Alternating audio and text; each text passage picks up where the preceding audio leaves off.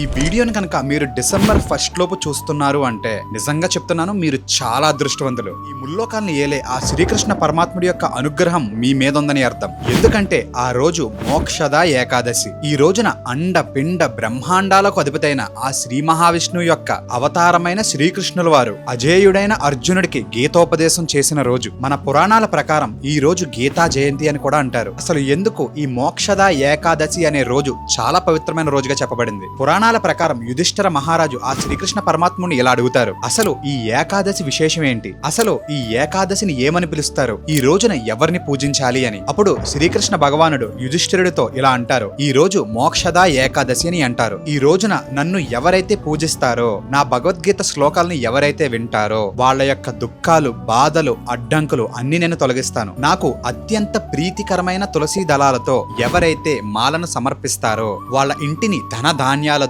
పిల్లా పాపలతో తులతూగేలా చేస్తాను అని అంటారు. విష్ణు పురాణం ప్రకారం ఎవరైతే మోక్షద ఏకాదశి రోజున ఆ శ్రీకృష్ణ పరమాత్ముడు చెప్పిన పనులు చేస్తారో సంవత్సరం పొడవున వచ్చే ఏకాదశిల పుణ్య ఫలితాలు మనకి లభిస్తాయంట. ఏకాదశి అంటే శరీరానికి ఉపవాసం, మన ఆత్మకి పోషణ అవుతుంది. హరే కృష్ణ అనే సంకీర్తనతో ప్రతి ఒక్కరూ ముందుకి అడుగు వేద్దాం. ఈ కంటెంట్ కనుక మీకు నచ్చుంటే హరే కృష్ణ అని కమెంట్ చేయండి. మనసును జార విడుచుకోకు, మీ అందరి మనసుల్లో నేను నివసిస్తున్నాను.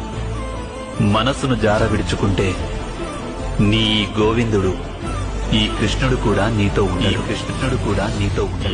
ఇలాంటి మరికొన్ని ఇంట్రెస్టింగ్ అప్డేట్స్ కోసం అజయ్ శ్రీని ఫాలో కొట్టండి.